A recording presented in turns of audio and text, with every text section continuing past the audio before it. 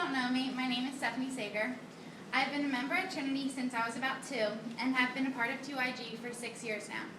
I'm a senior at CB East, and next year I will be studying communications and rowing at the University of Massachusetts at Amherst. I read the gospel and it spoke to me. I have read or heard this gospel a number of times, and I've heard time and time again during Lent about how God gave up his one and only son because he loved the world and his people. But it never really clicked with me that he gave up his son. He didn't just put him on a plane to Florida with his best friend, tell him to be good, and say, we'll see you in a week. He didn't drop his son off at college, give him a big hug, say, study hard, practice hard, be good, and we'll see you in a couple weeks at your first race, which is what I'm assuming it will be like for my parents in 164 days when they leave their only girl, firstborn, prettiest, and overall just amazing child at college for the first time. But God gave up his son.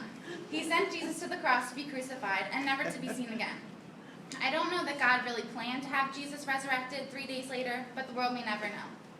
God knew he was sending Jesus to the cross and that he was going to die. Although he may not have been okay with this decision, he accepted it. Each year during Lent, we are asked to give up something. May it be chocolate, wine, cursing, texting, but regardless, something. And each year we are given a choice. We can take the easy way out, like my mom did when she was little and gave up chocolate, even though she's allergic to chocolate. Or we can give up something that may be hard for us.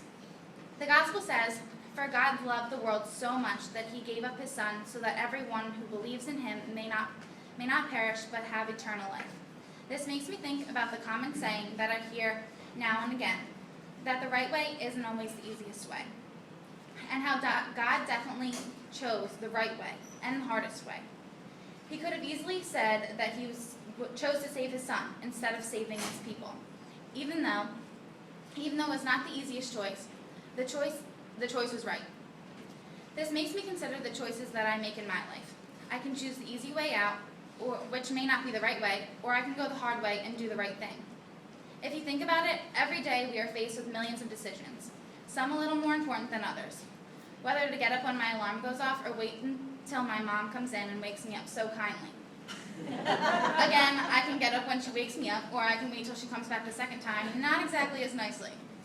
Simple things like whether to hold the door for the person behind you or to let them get it themselves. There's always a choice and always a decision to be made. This Friday night, the choice of whether to do the right thing was put to the test for me.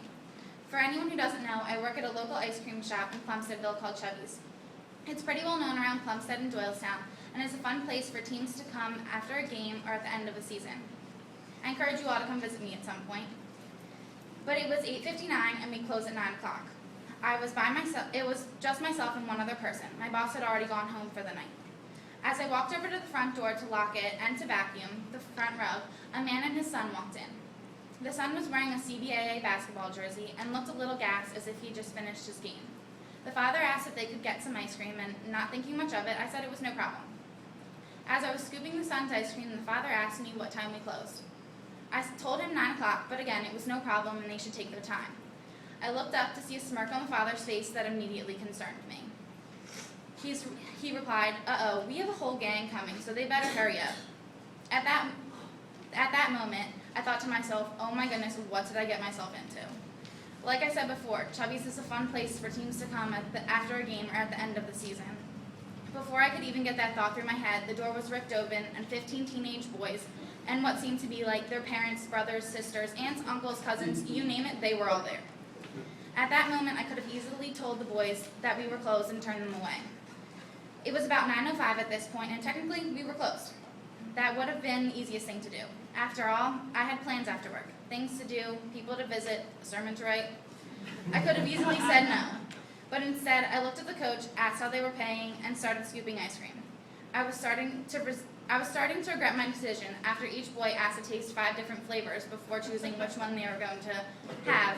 But I figured it was a nice night out. They would take their ice cream outside, and I'd be on my way before the guys were even done eating.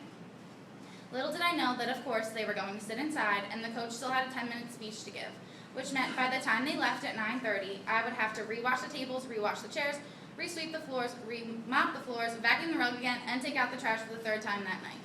I didn't end up leaving until 9:45, but I could have easily turned them away.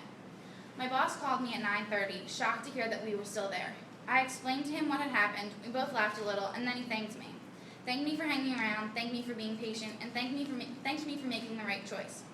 It didn't dawn on me until later that night when I got home why he had thanked me so much. I realized my boss was not only my boss, but he was also the owner of Chubby's. My choice to say yes to the father and son, and then to all the boys, not only affected me, but affected him too. On a night when we were predicted to be pretty slow, we beat our numbers from last year, and only because I had hung around and chose to do the right thing. All of our actions, no matter how small or big, affect others.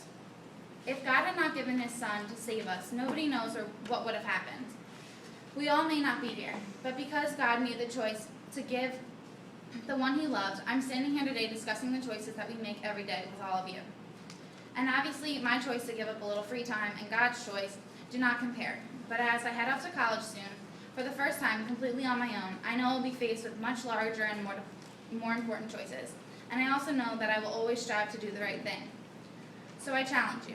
Next time you are faced with a decision on whether to take the easy way out or to take the road less traveled and do the right thing, make the right choice, do the right thing. And remember, God gave his son, the one that he loved, so that you could be where you are at that moment making the right choice.